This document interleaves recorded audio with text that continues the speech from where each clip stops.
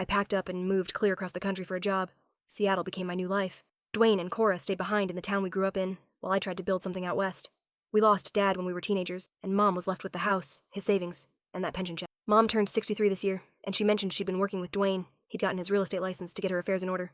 Last fall, something about how we kept in touch shifted. She used to call me twice a week without fail, and then she began sending only short texts, usually late at night. Her messages were curt and vague, never much to go on. When I pushed for a video call, she'd blame flaky internet or say she was too tired to chat. I offered to come home for Thanksgiving, but she told me she was going on a church group cruise and wouldn't be around. I rang Dwayne to verify, and he said she really was away. I took his word for it because he'd handled Mom's money ever since Dad died. At Christmas, I sent presents to the house on file for her. Dwayne texted back that Mom was visiting friends and he'd make sure she got my packages. When I asked for the address of the friends, he told me he didn't have it, but that she was having a lovely time even though something in my chest told me it wasn't right. In February, the hospital called. A nurse told me Mom had collapsed in a Walmart parking lot with dangerously high blood sugar and that she'd been living out of her car for at least 2 months. The temperature that night had dropped to 26 degrees.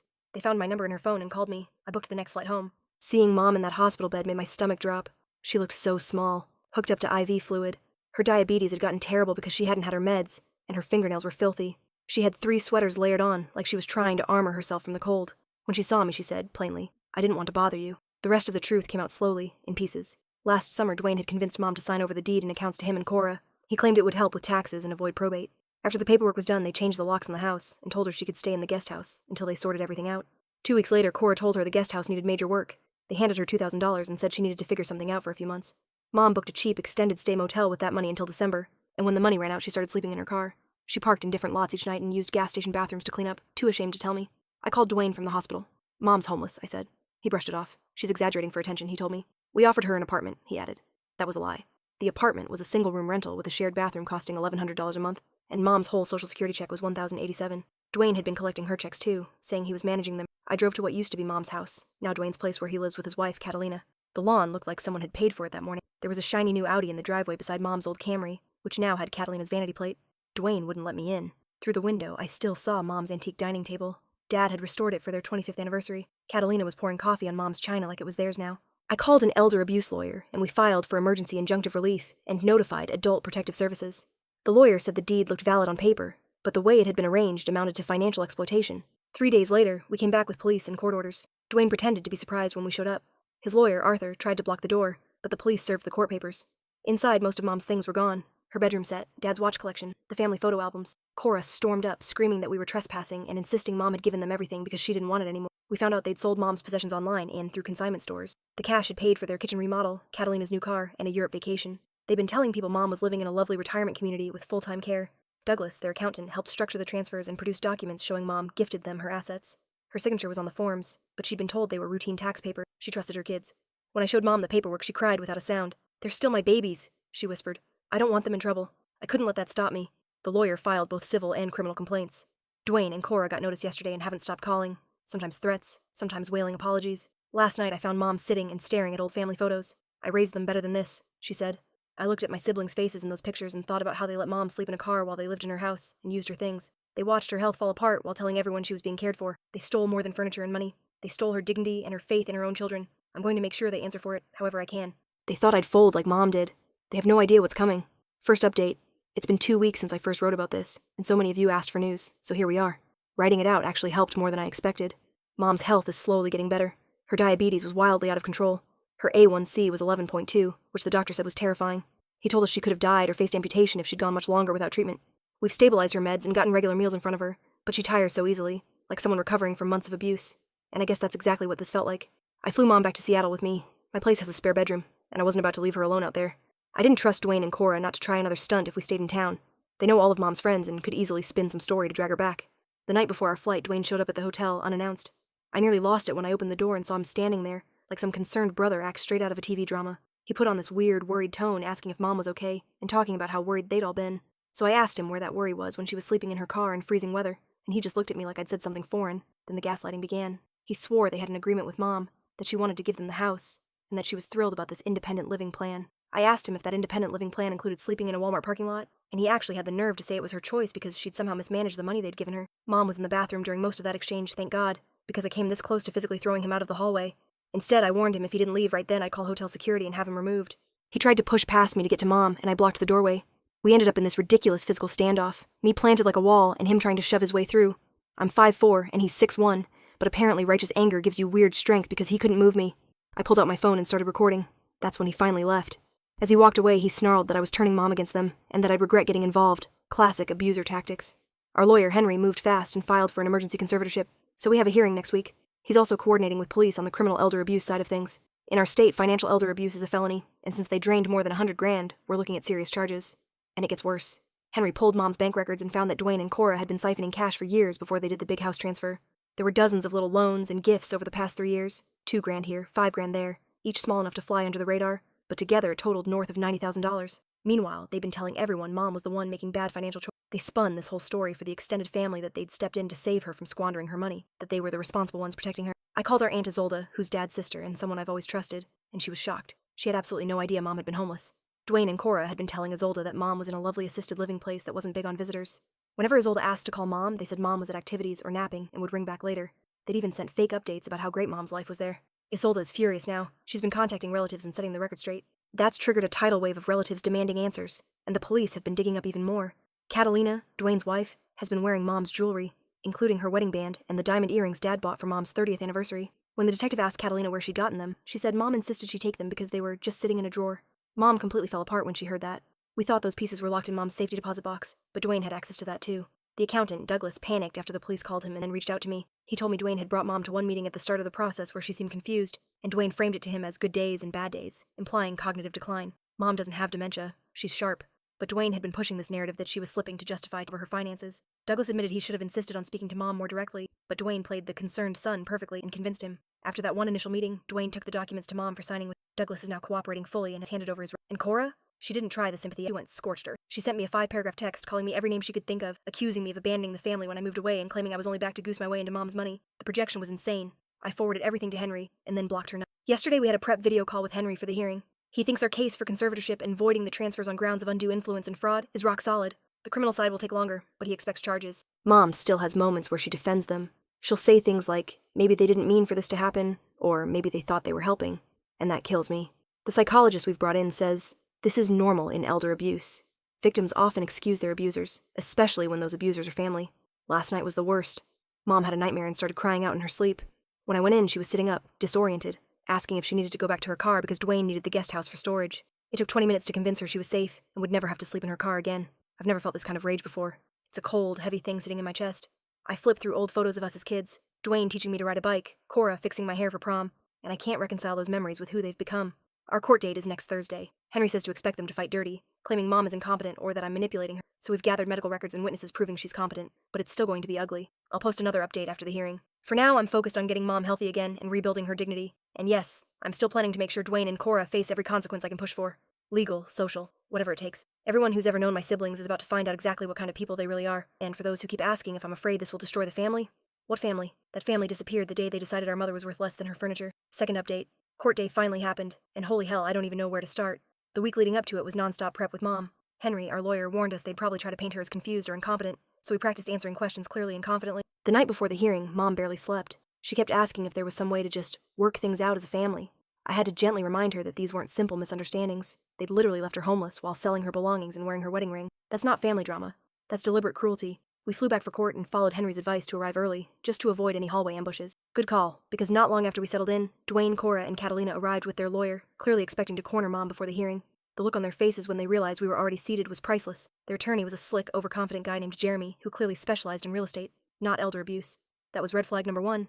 When the judge asked about the property transfers, Jeremy tried to argue that Mom had gifted everything to her children out of love and generosity. The judge wasn't buying it. He asked for proof, actual documentation that Mom had intended to gift those assets, not just transfer them for tax purposes. That's when Jeremy pulled out a letter supposedly written by Mom, saying she wanted Dwayne and Cora to have everything. Mom's face went pale. She'd never written any. The handwriting wasn't even close to hers. The judge examined it closely and asked if they had the original document. They didn't. Of course they didn't. Henry presented medical records showing Mom was perfectly competent, along with financial statements showing how her accounts had been slowly drained. Then came the photos. Henry had asked me when I first found Mom, so we had pictures. Her sleeping in her car, her filthy clothes, her insulin stored in a gas station cup filled with. The judge looked through them slowly, and I swear I saw his expression shift from disbelief to disgust. The real knockout punch came when Douglas, the accountant, testified. He confirmed Dwayne had told him explicitly that the transfers were for tax and probate purposes only, and that Mom would stay in her home. He even brought emails where Dwayne asked how to structure things, so Mom could live comfortably for the rest of her life. Dwayne's face turned ghost white. Then the judge asked Mom what she thought she was signing.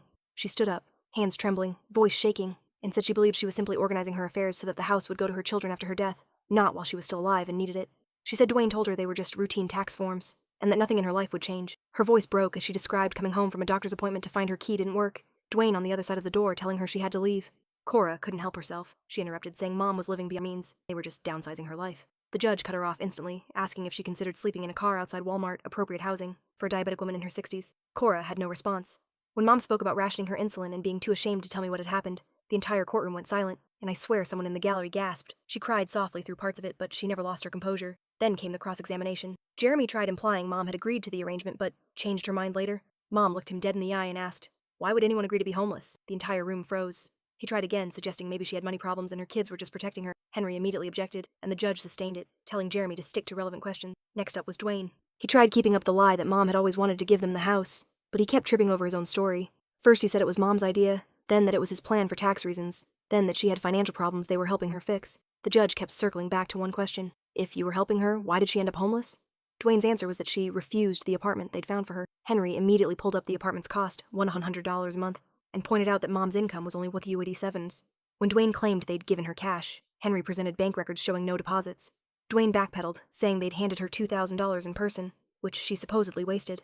That's when Henry delivered the gut punch. He reminded the court that this was the same woman who'd supported them for decades, paid for Dwayne's college, helped with his first house, and even raised Cora's son when Cora couldn't. He asked Dwayne if that $2,000 was what he thought her lifetime of sacrifice was worth. Dwayne had no answer. Then it was Catalina's turn. Henry asked her about the jewelry, Mom's wedding ring, and her diamond earrings. Catalina claimed Mom insisted she take them because she'd always admired them. Henry asked for proof. A card, a note, a witness. Anything. She had none. Then Henry pulled up photos of Catalina wearing Mom's wedding ring at a party 3 months before the house transfer even happened. Her face turned crimson. She stammered that it was just borrowed, that Mom forgot to ask for it back. The judge didn't believe a word of it. By the end of the day, the judge granted me emergency conservatorship over Mom. He ordered an immediate freeze on all her assets, directed the county prosecutor to begin a criminal review, and demanded a full accounting of every sale, transfer, and missing item from the last 3 years. Outside the courtroom, Cora completely unraveled. She screamed at Mom that she was dead to her, that she'd chosen the wrong child, and that she'd regret this for the rest of her life. Mom didn't say a single word back. She just turned away, tears streaming down her face. Security had to step in when Cora started screaming. Mom was shaking so badly afterward that one of the court officers brought her a glass of water and asked if she needed medical help. That evening, Aunt Isolde invited us to her house. She'd gathered a few relatives who wanted to see Mom and apologize for believing Dwayne and Cora's lies. When Cousin Alan, Dad's brother's son, walked in and saw Mom's condition, he broke down crying. He just kept repeating that he should have checked on her himself instead of taking Dwayne's word that she was living it up in some fancy retirement home. And then Uncle Antonio arrived, Dad's brother. He'd flown in all the way from Arizona after Isolde called. He brought old photo albums, pictures of Dad when we were little, and spent hours sitting beside Mom, just talking about the past. It was the first time in weeks I'd seen Mom genuinely smile, but that small bit of peace didn't last.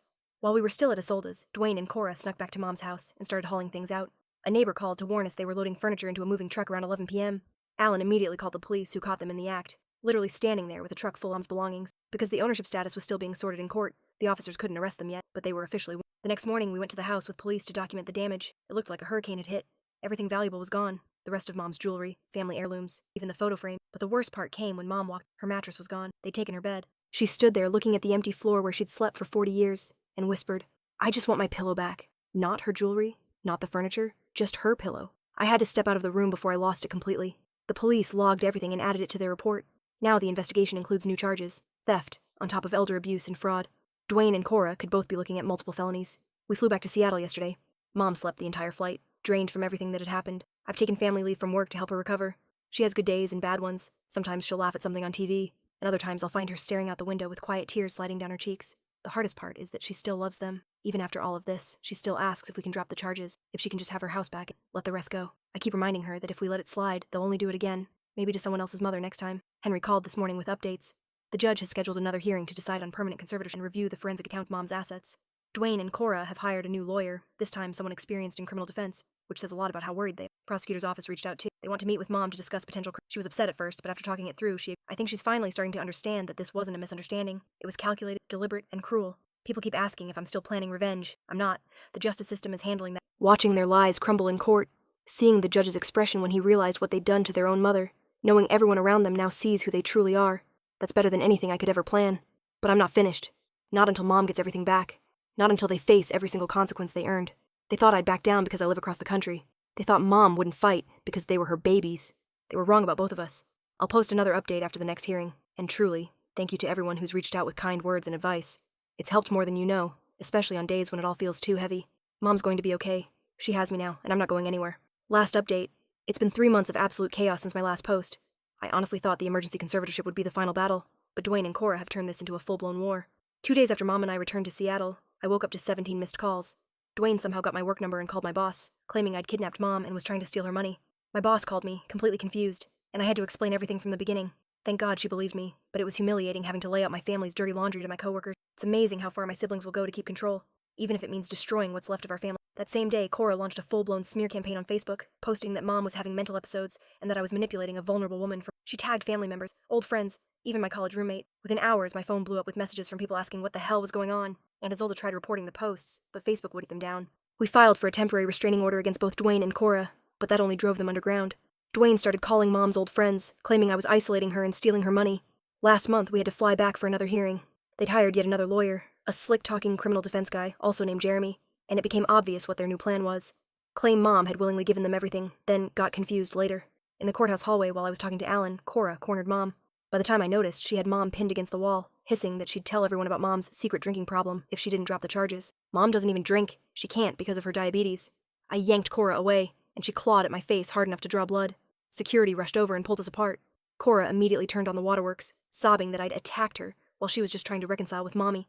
The judge saw right through it. He granted Mom permanent conservatorship under my care and ordered a complete accounting of all assets. That's when Dwayne snapped. He started yelling that we were destroying his family, that his kids would suffer because of Mom's vindictiveness. The judge warned him once, and when he wouldn't stop, threatened contempt. Dwayne stormed out, slamming the door behind him. A week later, Catalina, with his wife, reached out privately. She swore she hadn't known what Dwayne had done to Mom, that she honestly thought Mom had given them the house willingly. I didn't buy it until she showed up at our hotel, crying, holding Mom's wedding ring and diamond earrings. She said she never would have taken them if she'd known the truth. Mom was wary, but she accepted them back. 2 days later, Dwayne showed up at the same hotel, screaming in the lobby that Catalina had betrayed him and that we'd turned his wife against him. Security dragged him out, but not before he saw Mom standing near the elevator. He lunged toward her, shouting that she'd regret choosing me over him. Mom had a full-blown panic attack. Her blood sugar spiked dangerously high, and we ended up spending the night in the ER. The next morning, we learned why Dwayne had completely unraveled. Catalina had filed for divorce and handed the prosecutor screenshots, texts where Dwayne bragged about hiding money from the old lady and spending Mom's savings. Those messages became key evidence in the criminal case. Last week, the charges officially came through. Elder abuse, fraud, theft, and exploitation of a vulnerable adult. All felonies. Dwayne and Cora were arrested, booked, and released on bail. Dwayne immediately violated the restraining order by calling Mom's doctor, pretending to be her caretaker, trying to access her medical records. When that failed, he showed up at the clinic and had to be escorted out by security. Now he's at risk of losing his bail entirely. This morning we found out he's been spreading new lies, telling neighbors and business associates that Mom has dementia, and that I've manipulated her into making false accusations. On Isolde called to warn us he's been calling distant relatives, spinning elaborate stories about Mom's decline. We're looking for a new place to live where they can't find us. Mom doesn't even want her house back. Too many painful memories. We've started talking about leaving the state entirely and starting over somewhere fresh. Neither of us wanted this war. All Mom ever wanted was to live out her years in the home she paid peacefully, with dignity. Instead, she's traumatized and hiding while her own children drag her name through the mud to save themselves. The prosecutor says Dwayne and Cora could face 3 to 5 years if convicted on all counts. Their lawyers have already floated a plea deal, offering to return what's left of Mom's assets in exchange for reduced charges. Mom wavered at first. The thought of her children in prison still hurts her. But eventually, she told the prosecutor, "They showed no mercy to me. Why should I show mercy to them?" Tomorrow, we meet with a victim advocate to go over safety protocols for the trial. Mom will have to face them in court, sit across from the people who left her sleeping in a car with untreated diabetes, and relive it all. I don't know where she'll find the strength, but she's determined to see this through. Thank you, Reddit. Your messages have helped Mom see that she isn't alone, that she deserves justice, and that what happened to her was not her fault. Final update. Hey Reddit, one last update to close the chapter. Jeremy, their lawyer, finally approached the prosecutor about a plea deal. Turns out Dwayne and Cora were terrified of prison. The prosecutor agreed to reduced charges only if they returned every stolen asset, paid full restitution, and accepted 5 years of probation with 0 contact with Mom. Dwayne initially refused and even had the nerve to counteroffer community service only. The prosecutor laughed in his face and warned that new evidence from Catalina could add more charges. Suddenly, Dwayne changed his tune. Recovering Mom's assets wasn't easy. They'd liquidated almost everything. Her jewelry, antiques, even family photos they'd sold to a collector specializing in vintage Americana.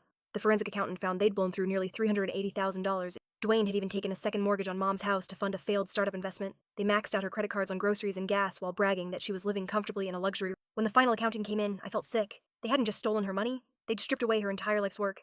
According to the forensic report, they spent about $467,000 of Mom's savings in 18 months. Every penny of her pension, life insurance, and inheritance. The house was the biggest mess. Dwayne had moved it into an LLC and used it as collateral for loans. It took months and a specialized real estate attorney to unwind it all, but 6 months ago the deed was finally restored in Mom's name. When we walked through it, it barely felt like home anymore. They'd remodeled everything, Cheap materials, bad workmanship, erasing the charm of Mom's old 1940s craftsman. She moved from room to room silently, touching the walls and door frames like she was saying goodbye. In her old bedroom, she sat down in the middle of the floor, holding the only thing they'd left behind, an old photo album. Inside were pictures of her and Dad when they were young, of Dwayne and Cora as babies, of all of us before everything went to hell. That's when she finally cried. We decided to sell the house. She couldn't bear to live there again, surrounded by ghosts of what used to be. It sold for less than its original value. Henry said that's common when scammers flip properties with cheap rent, but the proceeds went into a trust I managed for her. As for Dwayne and Cora, they both took the plea deal. They're on probation and required to pay back the full $467,000 plus interest. The court structured it so they'll be paying for the next 20 years. Monthly checks to the Victim Restitution Fund. If they miss even one payment, they go straight to prison. Dwayne's divorce from Catalina finalized 3 months ago. She got nearly everything since he's now a convicted felon buried in debt. Catalina reached out again to apologize and returned a few more items she'd found hidden in storage. Last month, we got letters from their probation officers. Dwayne and Cora had to write apology letters as part of their rehabilitation. Mom couldn't bring herself to read them, so I did. They were exactly what I expected. Self-serving, deflecting, insincere. Dwayne claimed they were just trying to manage Mom's assets responsibly, and that things got out of hand. Cora blamed Dwayne entirely, saying she didn't understand what was happening. Neither showed an ounce of genuine remorse.